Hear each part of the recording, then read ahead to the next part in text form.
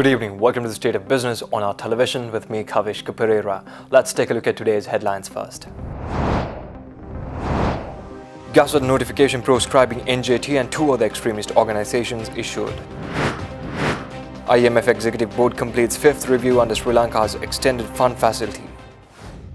News in detail.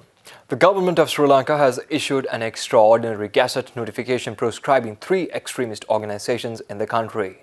Sri Lankan President Maithripala Sirisena, with the powers vested in him under emergency regulations, has banned the National Tawhid Jamaat, Jamaat-e-Millat Ibrahim and Wilayat as-Ceylani. The Gazette notification states that the three extremist organizations have been proscribed for the purpose of ensuring the continuance of peace within the country and in interest of national security, public order and the rule of law. The Gazette notification further states that any person who acts in contravention of these regulations and commits an offence will be convicted by the High Court for the Western Province in Colombo, be sentenced to a term of imprisonment not exceeding 20 years. It further states that any person who comprises to commit or attempts, abets or engages in any conduct in preparation to commit an offence in contravention of these regulations, commits an offence and upon conviction by the High Court for the Western Province in Colombo will be sentenced to a term of imprisonment not exceeding 10 years. The Executive Board of the International Monetary Fund has completed the fifth review of Sri Lanka's economic performance under the program supported by an extended arrangement under the Extended Fund Facility yesterday. Completion of this review upon the granting of waivers of non-observance for the end December 2018 performance criteria on the primary balance and the net official international reserves makes available approximately US dollars 164.1 million, bringing total disbursements under the arrangement to US dollars 1.155 billion. The Executive Board also approved an extension of arrangement by one additional year until June 2, 2020 with rephasing of remaining disbursements. Sri Lanka's three-year extended arrangement was approved on June 3, 2016 in amount of about US dollars 1.5 billion or 185% of quota in the IMF at the time of approval of the arrangement. Prime Minister Ranil Wickremesinghe, while vowing to take stern action against those responsible for unleashing violence yesterday, appealed to the public to extend their fullest cooperation to the police and security forces to maintain peace.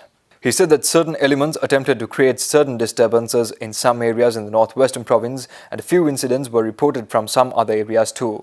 The Prime Minister added that the security forces and the police have managed to bring the situation under control and that those who instigate these incidents are inconveniencing the security forces and the police and destabilizing the country. The Prime Minister said that the security forces and the police have been given full authority to act against those who violate the emergency regulations and curfew. Now let's take a look at the weekly economic indicators for the previous week issued by the Central Bank of Sri Lanka. During the first quarter of 2019, domestic tea production reported a decline mainly due to the effect of low auction prices and trade union action. Production of rubber increased with the support of favorable weather conditions, while coconut production increased significantly, continuing its growth momentum. During the period, crude oil prices followed a mixed performance. Price decline was mainly supported by the announcement of US President to increase tariffs on Chinese goods this week. However, oil prices increased due to the renewed optimism for US-China trade deal. Overall, Brent and WTI prices rose by $2 per barrel and $2.10 per barrel within the period. During the year up to 10th May 2019, the Sri Lankan rupee appreciated against the US dollar by 4.1%. Given the cross-currency exchange rate movements, the Sri Lankan rupee appreciated against the pound sterling by 1.5%, Japanese yen by 3.7%, the euro by 6% and the Indian rupee by 4.2% during this period. India, China, UK, Germany and France were the top 5 sources of tourist arrivals,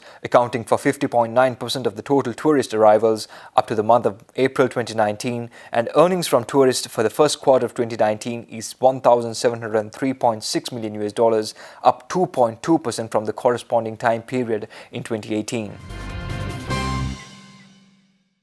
Newly appointed Australian High Commissioner to Sri Lanka David Hawley paid a courtesy call on Army Commander Lieutenant General Mahesh Senanayake yesterday. Discussions between the Army Commander and the High Commissioner largely focused on possibilities of training modules that can be offered to Sri Lankan Army officers in Australia. The Sri Lankan Army Commander also pointed out the need for de-radicalization of society and the importance of all stakeholders implementing a mechanism to keep the youth off a cycle of violence and requested the assistance of Australia in this matter. Lieutenant General Senanayake also extended an open invitation to members of the Australian Armed Forces to take part in the annual Colombo Defence Seminar sessions and other training exercises exercises. The visiting diplomat assured his fullest cooperation to the concerns of the army and received an update on the security developments in the country after the Easter Sunday tragedy.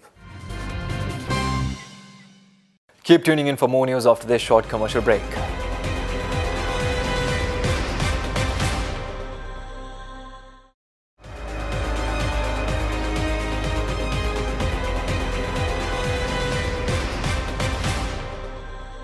Welcome back. The local canned fish manufacturers Association of Sri Lanka today held a press conference to apprise the media regarding the health of canned fish industry of Sri Lanka. Speaking at the press conference, President of the LCFMASL Shiran Fernando stated the following on the status of the local industry.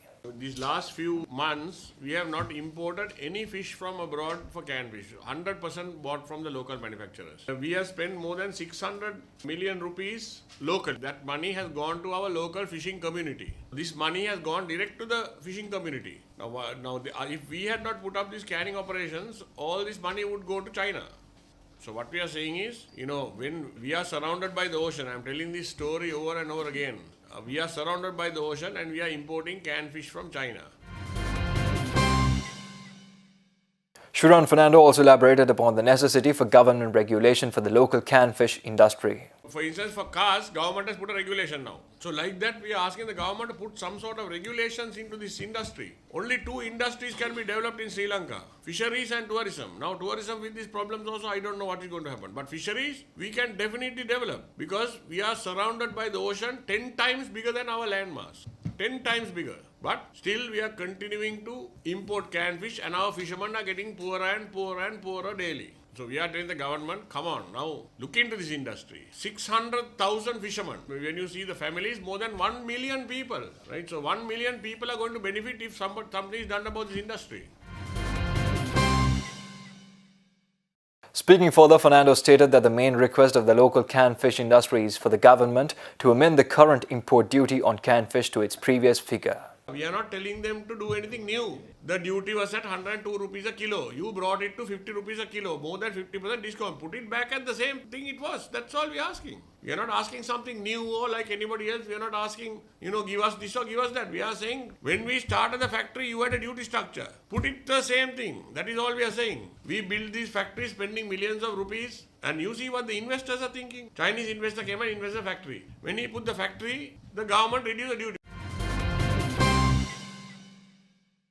The Meteorology Department states that showers or thunder showers will occur at several places in the western, central, northwestern and Sabaragama provinces and in the Galle and Mathura districts, and that showers or thunder showers will occur at several places in the Uva, eastern and north central provinces and in the Hambantota district after 2 p.m. Fairly heavy falls of above 75 millimeters can be expected at some places in the western and Sabaragama provinces and in the Galle and Mathura districts. There may be temporarily strong winds during thunder showers. Hence, the general public is kindly requested to take adequate precautions to minimize damages caused by lightning activity. Showers or thunder showers will occur at several places in the sea areas extending from Puttalam to Trincomalee via Galle and Batticaloa. Winds will be southwesterly and wind speed will be 25 to 35 km per hour in the sea areas around the island. Wind speed can increase up to 50 to 55 km per hour at times in the sea areas extending from Puttalam to Kankasanture via Mana and the sea areas extending from Hambantota to Batticaloa via Pothuwil. The deep and shallow sea areas extending from Hambantota to Batticaloa via Pothuwil can be rough at times. Naval and fishing communities are requested to be vigilant in this regards. Stay tuned for stock updates after this short commercial break.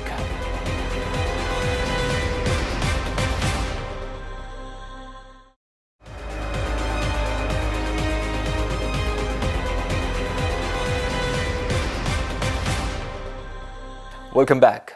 Trading at the Colombo Stock Exchange ended on a negative note today. The All-Share Price Index dropped 83.51 points to close at 5,223.69 and the S&P/SL 20 dropped 52.71 points to close at 2,459.15. The turnover was 574.63 million rupees and 14.9 million shares were traded. Next up is Forex rates.